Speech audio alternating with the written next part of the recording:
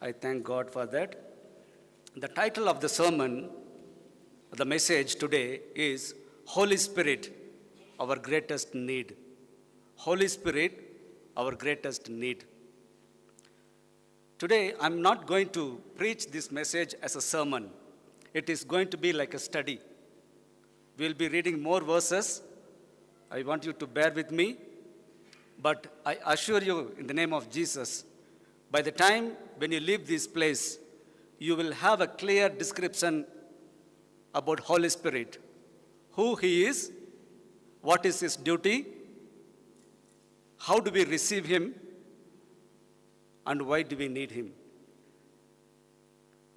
You will get answers for all these questions today. I want to begin with the words of Jesus to disciples said 2,000 years ago.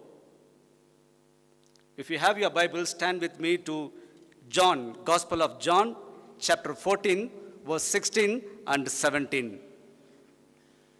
It reads, "And I will pray the Father, and He will give you another helper, that He may abide with you forever, the Spirit of truth, whom the world cannot receive, because it neither sees Him nor knows Him, but you know Him, for He dwells with you and will be in you." What did Jesus say about here, about the Holy Spirit? He dwells with you and will be in you. So the Holy Spirit has the capability to live in us. The Holy Spirit have the capability to be in us. When the Holy Spirit comes to us, He brings with Him the presence of Jesus Christ. When the Holy Spirit comes into us, He brings the presence of Jesus Christ. 1 John chapter 3, verse 24. 1 John chapter 3, verse 24, it says, "Now he who keeps His commandments abides in Him." In who? Jesus Christ. "And He in Him. And by this we know that He abides in us, by the Spirit whom He has given us." How can Jesus live in us when He is already in heaven? By the Holy Spirit. How do you know that Jesus Christ lives in you? Through the Holy Spirit.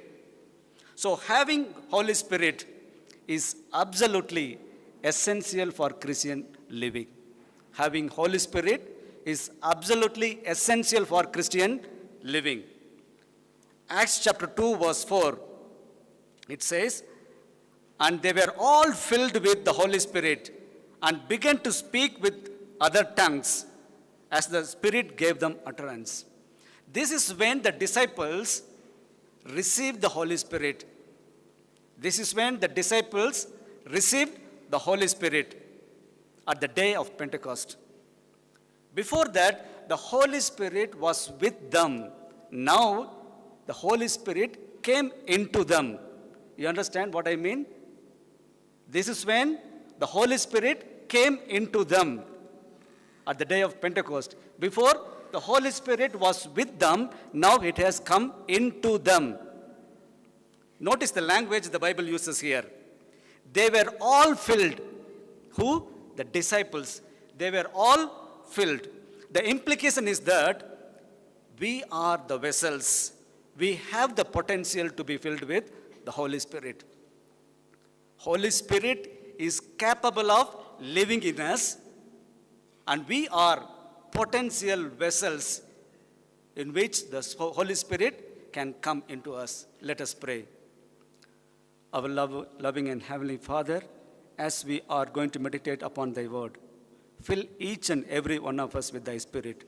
Help us understand this important message about the Holy Spirit. In Jesus' name I pray. Amen. Judges chapter 16, verse 6 and 7.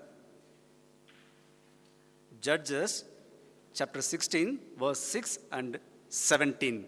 We are going to read two verses. Here, we all know the story of Samson, the mighty man, isn't it?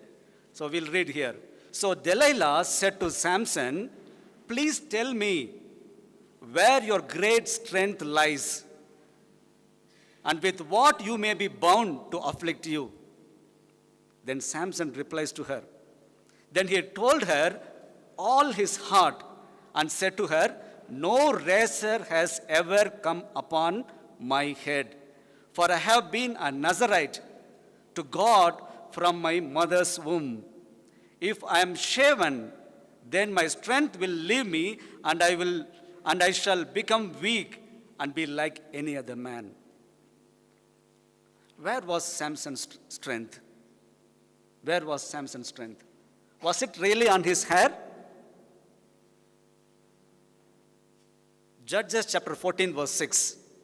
Judges chapter 14 verse 6. And the Spirit of the Lord came mightily upon him, and he tore the lion apart as one could have torn apart a young goat, though he had nothing in his hand. Where was Samson's strength?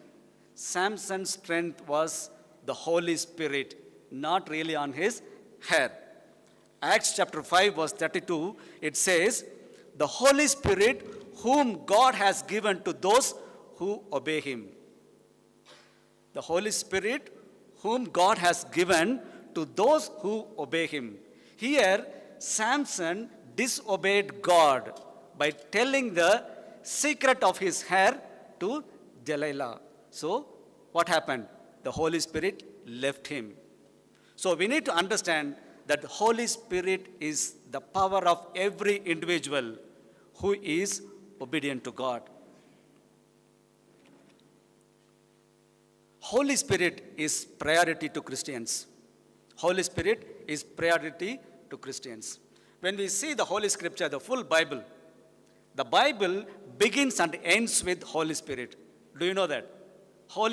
The Bible begins and ends with Holy Spirit. Turn your Bibles to Genesis chapter 1 verse 1. What does it say? And the Spirit of God was hovering over the face of the waters. The Bible begins with the Holy Spirit. The Spirit of God was hovering over the face of the waters. Then, when you jump to the last book, last chapter, Revelation 22, verse 17, it says, and the Spirit and bride say, come, and let him who hear say, come. The beginning and ending of the Bible is Holy Spirit. The beginning and ending of Christ's ministry on earth is Holy Spirit. Matthew chapter 3 verse 16. When Jesus Christ began his ministry on the earth, it started with Holy Spirit. Matthew chapter 3 verse 16. When he had been baptized, Jesus came up immediately from the water, and behold, the heavens were opened to him, and he saw the Spirit of God descending like a dove and alighting upon him. Jesus' ministry began with Holy Spirit. When Jesus finished his ministry on the earth, before he ascended to heaven, he said, Acts chapter 1 verse 8, Acts chapter 1 verse 8, but you shall receive the power when the Holy Spirit came upon you, and you shall be witness to me in Jerusalem, in all Judea and Samaria, and to the end of the earth. The ministry of Jesus Christ ended with Holy Spirit. The birth and resurrection of Jesus Christ is by Holy Spirit. Matthew, when you read Matthew chapter 1 verse 18, it says, Mary conceived of Holy Spirit, isn't it? And when Jesus died, he was resurrected by the Holy Spirit. So the priority of Christian living is Holy Spirit. The beginning and ending of the Bible, the beginning and ending of Jesus' ministry, the birth and resurrection of Jesus Christ is Holy Spirit. Let me ask a question. Did Jesus have a Holy Spirit before he began his ministry? Did Jesus Christ had Holy Spirit, has Holy Spirit before he began his ministry? Yes, of course. But the Holy Spirit came down to him in a special measure on his baptism.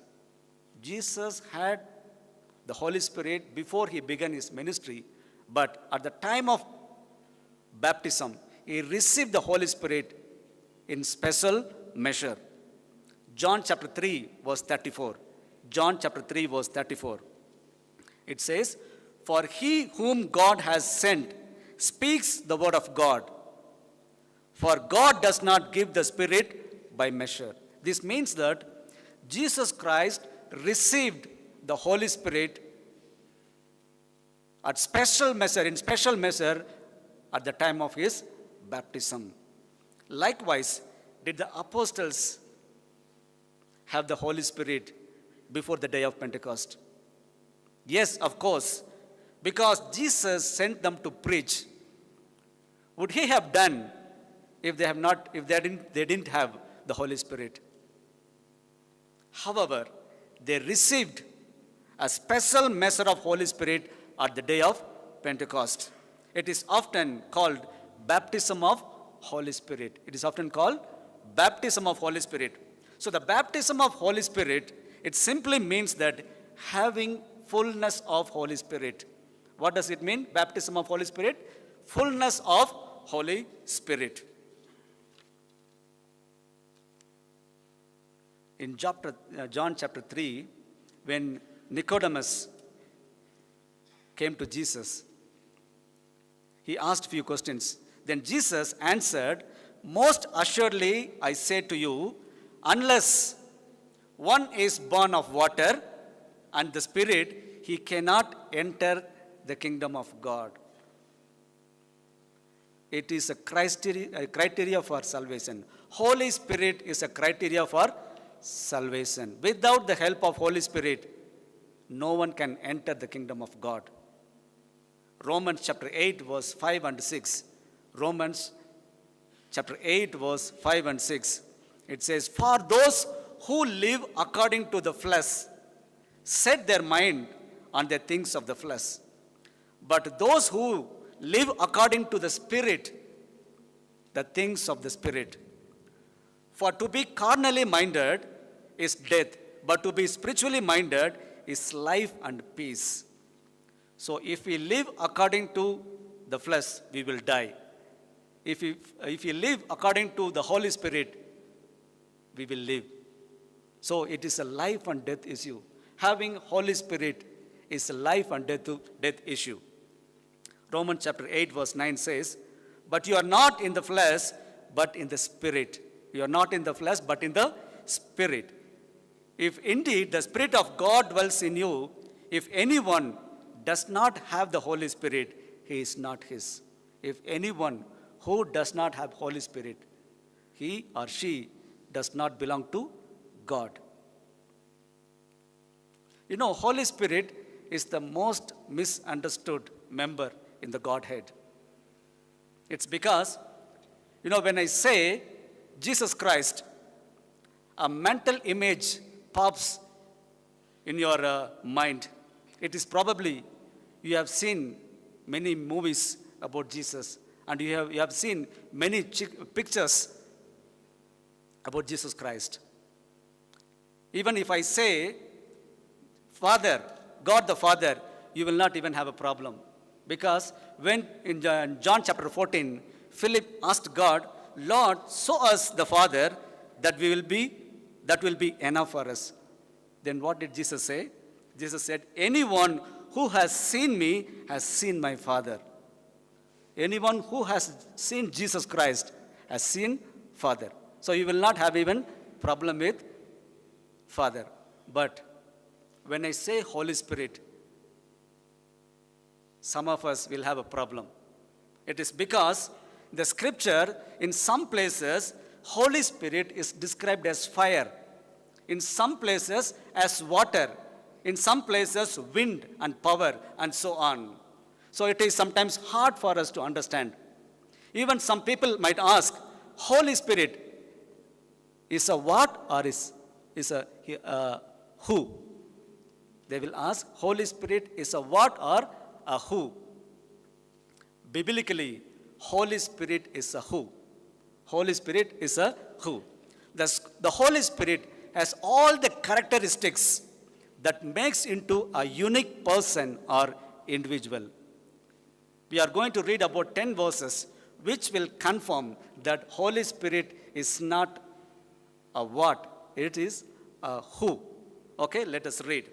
1 Corinthians chapter 2 verse 13. 1 Corinthians chapter 2 verse 13. Here it says, Holy Spirit teaches comparing spiritual things with spiritual. Okay, the first character that we see here is what? Holy Spirit teaches. Number 2, the Holy Spirit speaks. Acts chapter 8 verse 29. Acts chapter 8 verse 29. Then the Spirit said to Philip, go near and overtake the chariot. The Holy Spirit speaks. Number 3, the Holy Spirit makes decision. The Holy Spirit makes decision. Acts chapter 13 verse 2. Acts chapter 13 verse 2. Here the disciples, they fast and pray. Then what happens? The Holy Spirit said, now separate to me Barnabas and Saul for the work to which I have called them. Holy Spirit can make a decision. Number 4, the Holy Spirit guides. The Holy Spirit guides. John chapter 16 verse 13.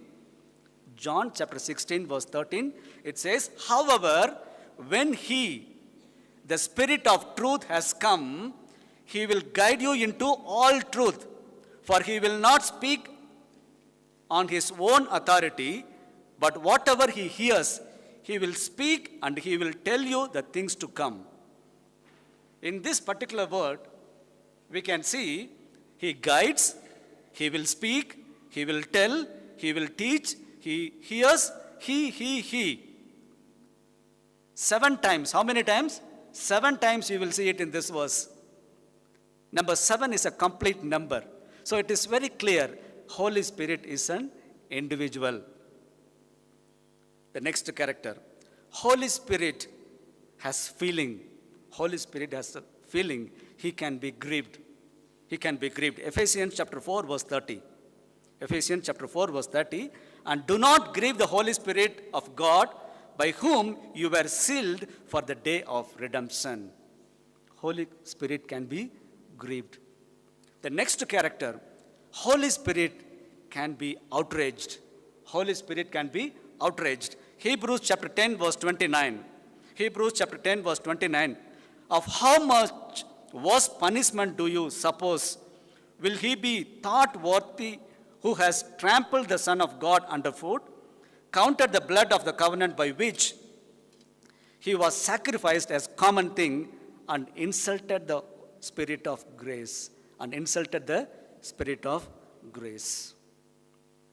The next, lying to Holy Spirit is lying to God. Lying to Holy Spirit is lying to God. Acts chapter 5 verse 3 and 4. We know the story of Ananias and Sapphira. I don't have to repeat again. Here, Peter said, Ananias, why has Satan filled your heart to lie to the Holy Spirit? You have not lied to men, but to God. Lying to Holy Spirit is lying to God. The next character, the Spirit can forbid, prevent human speech and plan. The Spirit can forbid, prevent human speech and plan. Acts chapter 16 verse 6 and 7. Acts chapter 16 verse 6 and 7. Now when they had gone through Phrygia and the regions of Galatia, they were forbidden by the Holy Spirit. They were forbidden by the Holy Spirit to preach the word in Asia. After they had come to Mysia, they tried to go into Bithynia, but the Spirit did not permit them. Spirit of God did not permit them. Then the next character, the Spirit intercedes for us. The Spirit of God intercedes for us. Romans chapter 8, verse 26 and 27. The Spirit also helps in our weaknesses. The Spirit Himself makes intercession for us with groanings which cannot be uttered. He makes intercession for the saints according to the will of God. The Spirit can intercede for us. The next character. Spirit glorifies God. Like how we glorify God, the Spirit also glorifies God. John chapter 16, verse 14. He will glorify me, for He will take of what is mine and declare it to you. Lastly, Genesis chapter 1, 26, which makes us very clear that Holy Spirit as an individual person. Genesis chapter 1, verse 26. Then God said, let us make man in our image, according to our likeness. Holy Spirit, one of the Godhead who involved in creation. What did God say? Let us make man in our image. That means Holy Spirit has an image. Many people believe that Holy Spirit is a power. There is no image. But the Bible verse here is very clear. Let us make man in our image. It means Holy Spirit is one of the Godhead who involved in creation. So when we put all these characteristics together, it is very clear that Holy Spirit is an individual or a person. He is not a what, is a who. Is it clear? Before we continue to the next question, why do we need Holy Spirit? At this time, I invite my children to come and sing one special song.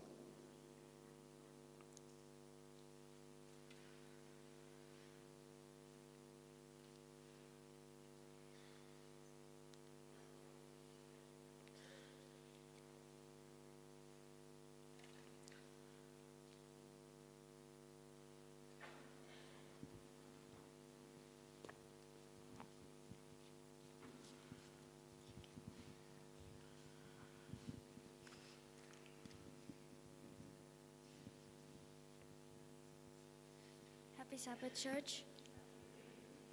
God's name be glorified.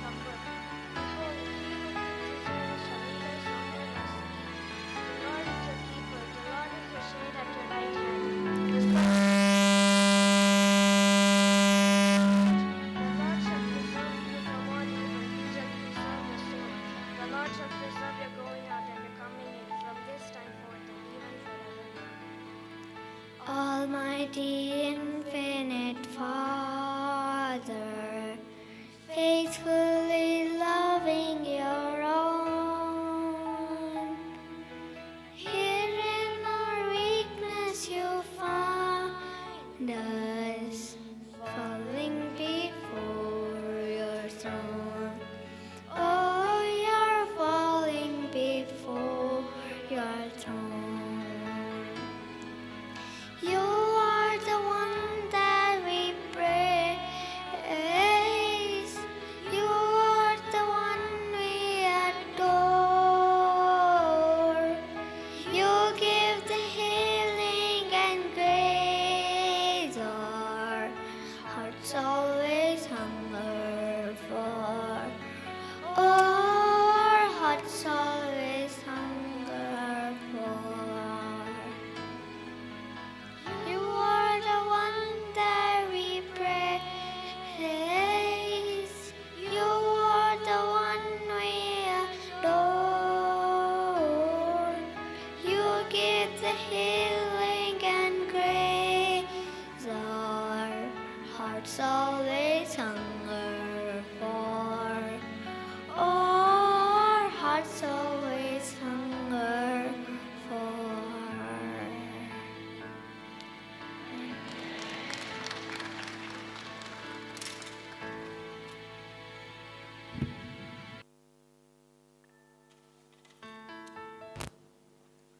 Why do we need Holy Spirit?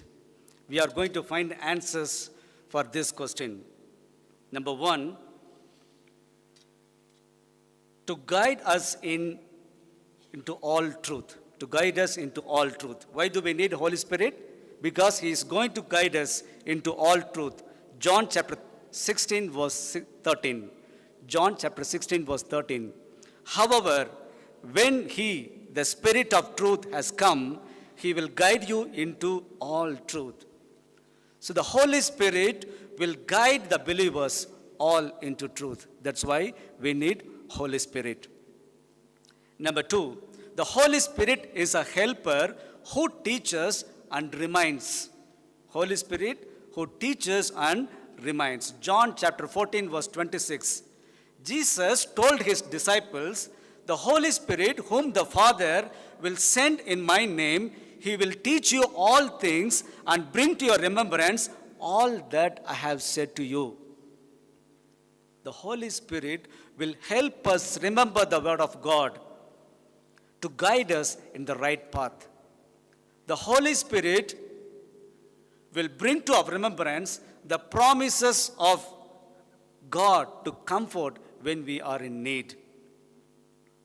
One thing you should know, the Holy Spirit will never ever bring the verses which you have not first read.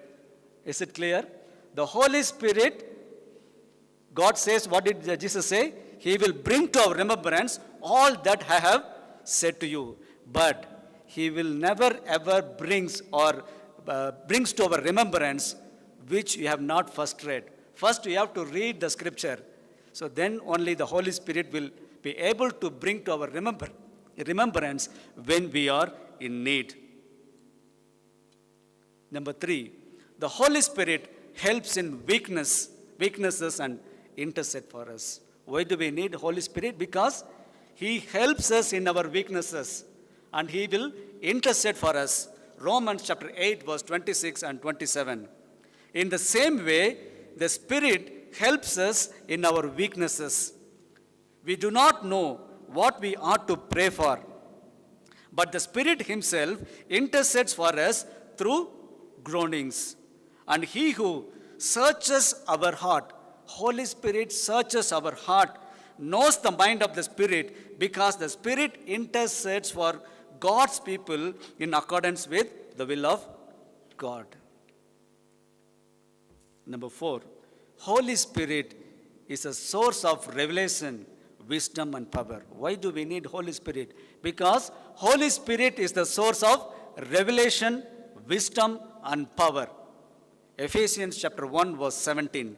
Ephesians chapter 1 verse 17. It says, I keep asking that the God of our Lord Jesus Christ, the glorious Father may give you the spirit of wisdom and revelation so that you may know him better. In order to understand, know God in better, we need Holy Spirit, because Holy Spirit is the source of revelation, wisdom, and power. Number 5, Holy Spirit convicts us of our sin.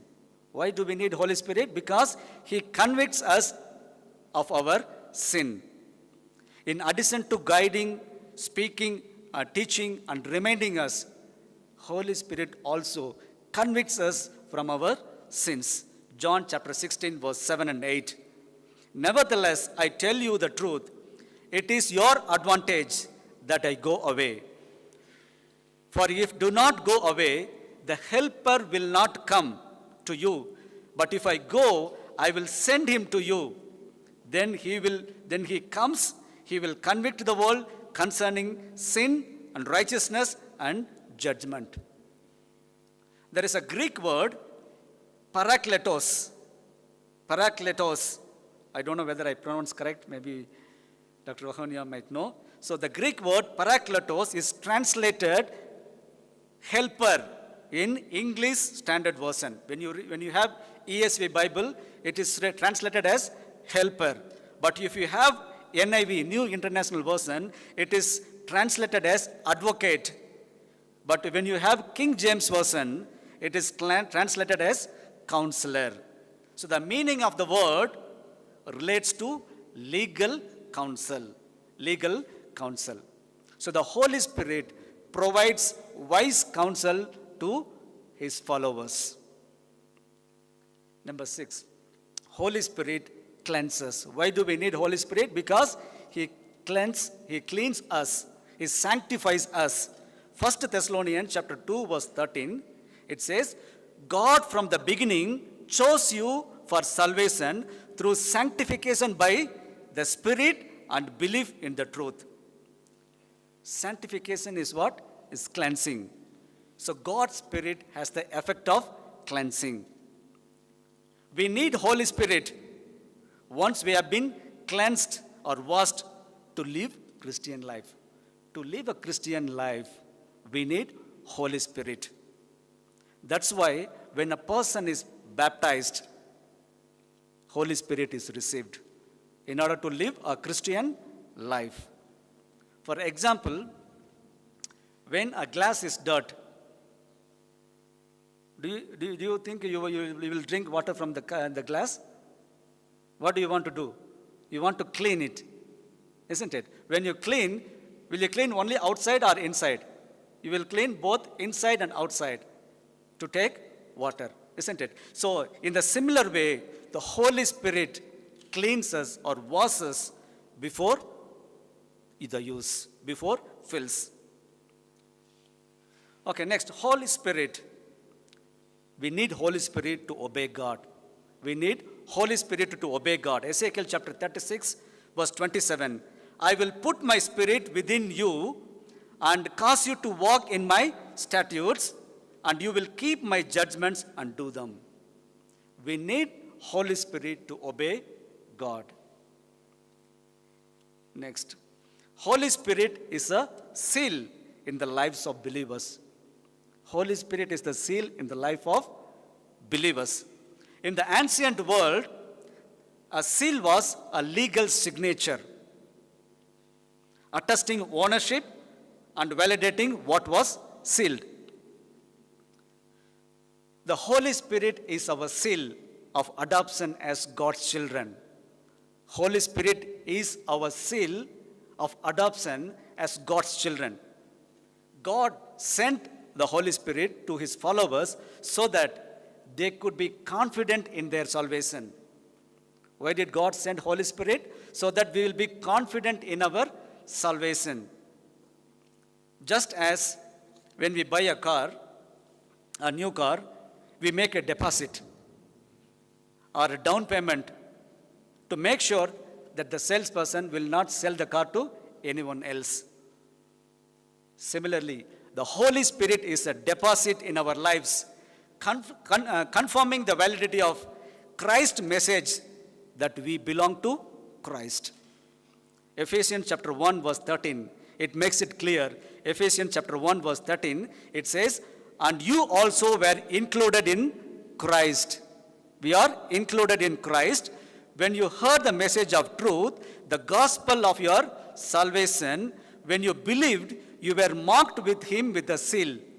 You were marked with him with a seal, the promised Holy Spirit, who is a deposit guaranteeing our inheritance until the redemption of those who are God's possession, to the praise of his glory.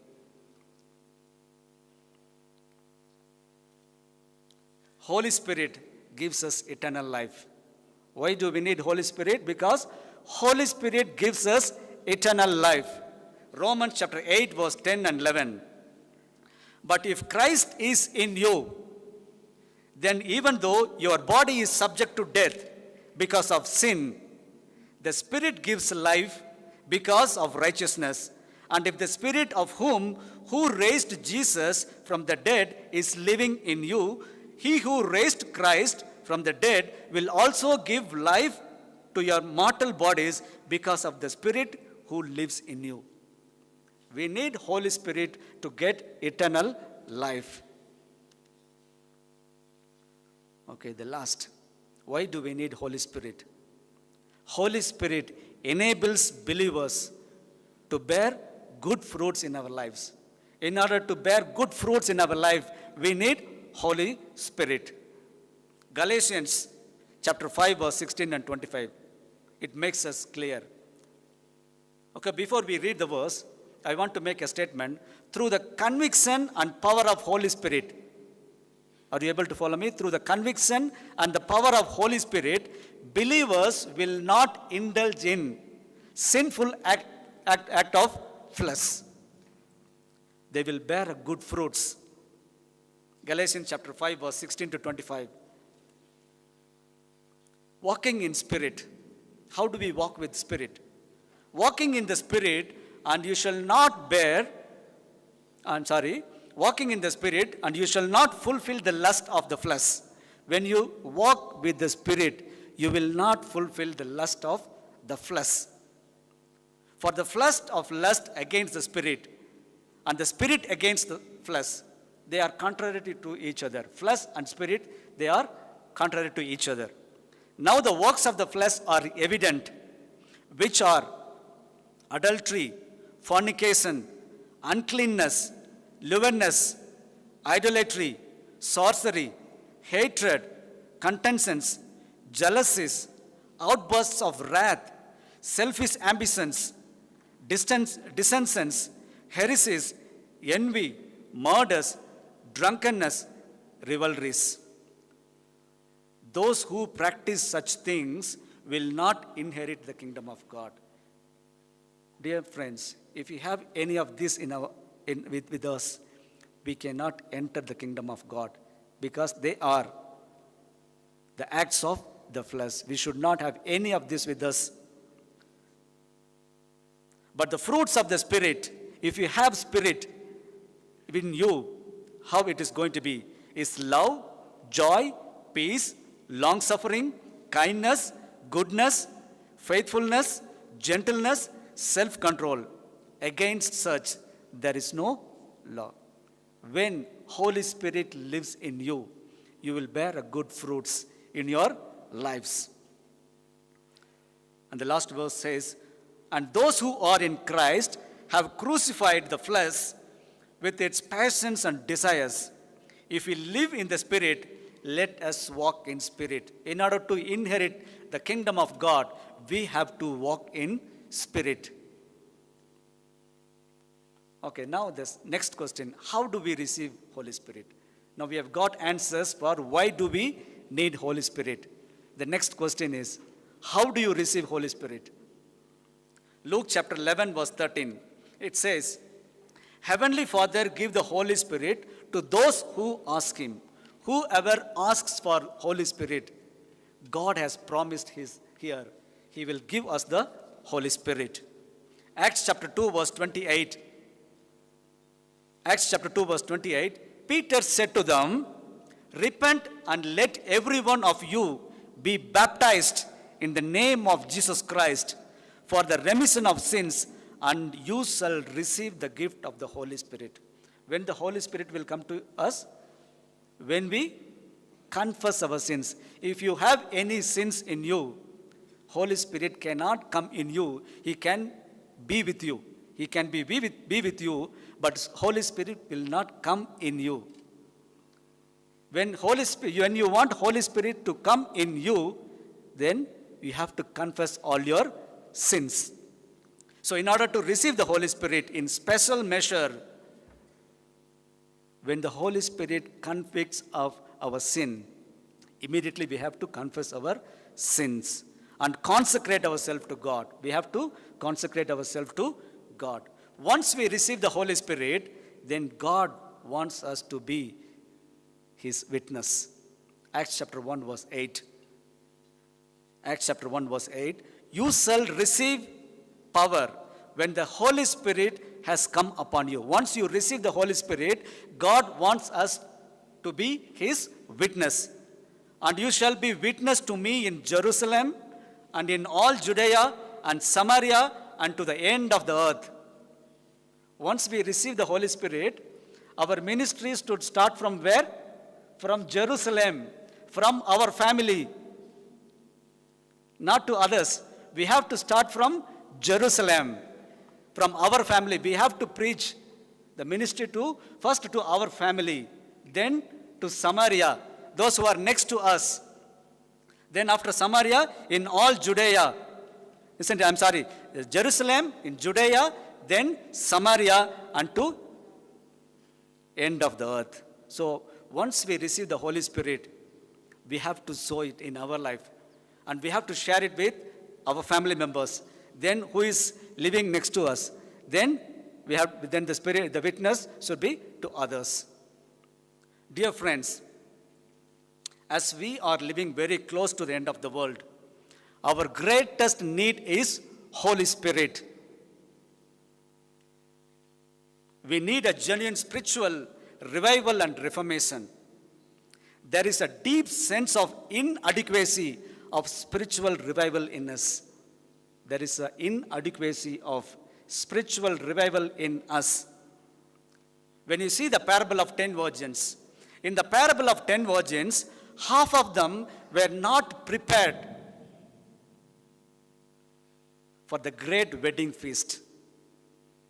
What distinguished those who were ready from who were not ready? What distinguished them? The amount of oil in their vessel. The amount of oil in their vessel. Every virgin had oil. You know, oil in Scripture, it represents the Holy Spirit. But some of them had more than the others. The others, they didn't have enough. Which simply means that they had the Holy Spirit with them. Because when the virgins, when they went to meet the bridegroom, they had oil. Isn't all of them, they had oil. But 5 of them, they had enough oil. But others, they didn't have enough oil.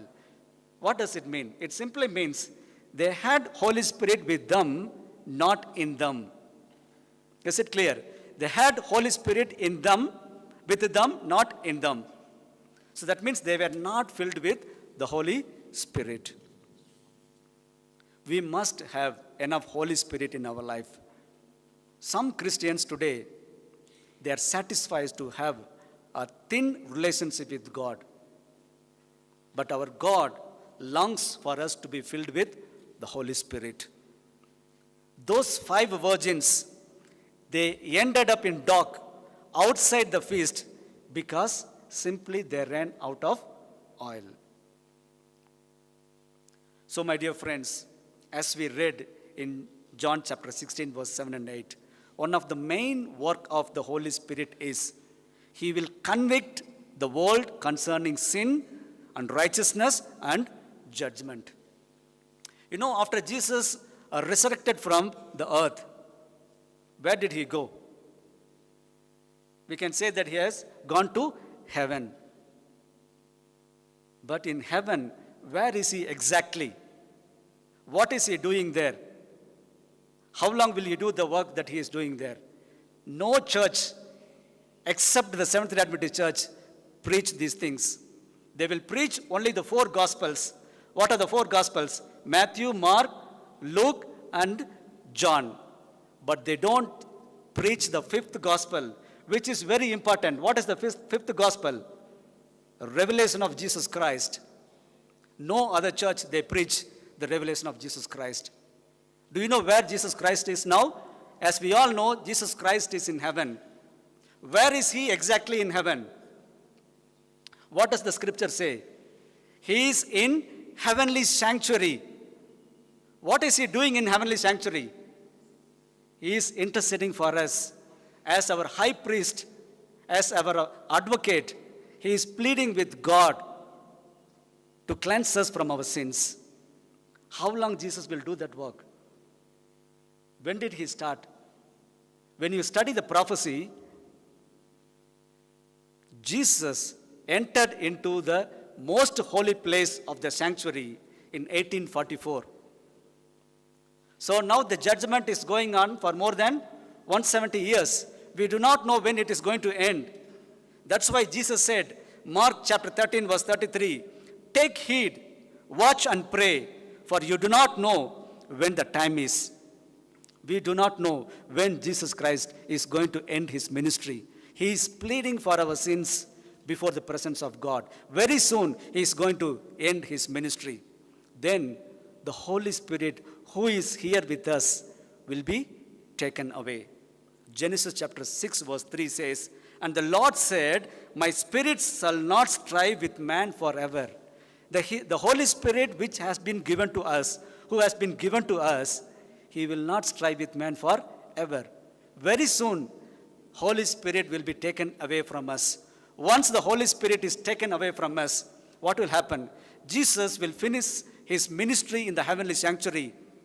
What is the ministry he is doing? He is interceding for our sins before the presence of God. He will finish his work. Then he will make the final statement. What is the final statement? Revelation chapter 22 verse 11 and 12. Revelation chapter 22 verse 11 and 12. It says, he who is unjust, let him be unjust still. He who is filthy, let him be filthy still. He who is righteous, let him be righteous still. He who is holy, let him be holy still. And behold, I am coming quickly, and my reward is with me, to give to everyone according to his work. So, my dear friends, as we are living in the last days, our probation is not closed. The time that God has given us to repent for our sins, it has not closed. Holy Spirit is still with us, is still convicting us and guiding us and teaching us and reminding us of about our sins. It is now time to repent for our sins. We need to have the spiritual revival and reformation in us before the Holy Spirit is taken.